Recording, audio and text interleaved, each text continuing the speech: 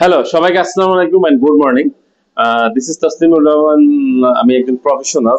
তো আজকে আসলে আমার লাইফ থেকে আমি কিছু এক্সপিরিয়েন্স শেয়ার করব। আমি আসলে বই পড়ি, প্রচুর বই পড়ি, বই কিনি, বিশেষ করে হার্ড কপি বুক আমি আসলে অনেক আগে থেকে পড়ি।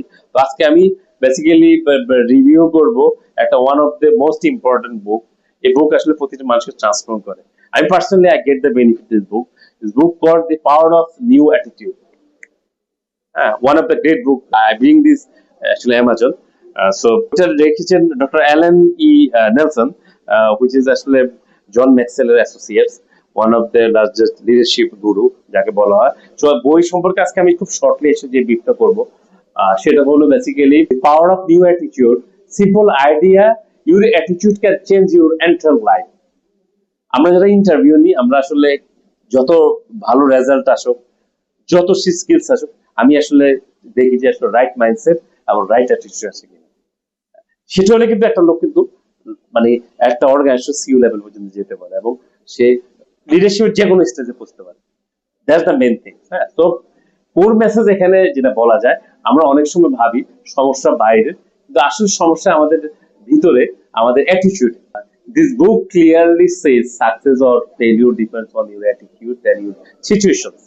So key lessons here: same situation, different attitude equal to different results.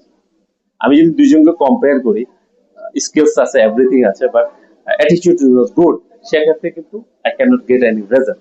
So আমার রাইট মাইন্ডসেট অ্যাটিটিউড হলে I can better than who have more skill and talent. That's the main thing. And key lessons, the power takeaways from this book: mindset is everything. আমাদের চিন্তা আপনার ভবিষ্যৎ তৈরি করে। হ্যাঁ, if you think positive, you are confidently. If you think negative, you limit yourself. So avoid self-defeating habits. So this book highlight common mistakes like blaming others. আমি একটা কাজ করতে গেলে আমি আদার্সকে ব্লেম করি, আমার টিমকে ব্লেম করি। So living in the first, পুরানো ইতিহাস আমি টেনে নিয়ে আসি, হিস্ট্রি টেনে নিয়ে আসি, ইনসিডেন্ট গুলো নিয়ে আসি। So waiting for approval. So এগুলা চুপচাপ আপনার গ্রোথকে আটকে দেয়, জাস্ট এক্সিটে আটকে দেয়, আমাদের ডাইলুটেড করে দেয়। So take full responsibility to any work, any things, you can take responsibility.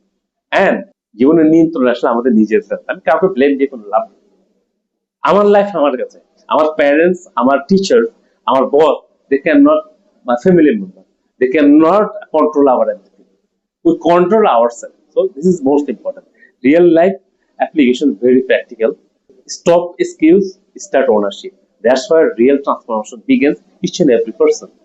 So very practically বলতে গেলে রিয়েল লাইফ অ্যাপ্লিকেশনের মধ্যে তিনটা জিনিস মোস্ট ইম্পর্টেন্ট। নাম্বার ওয়ান হলো স্পিক পজিটিভলি ডেইলি।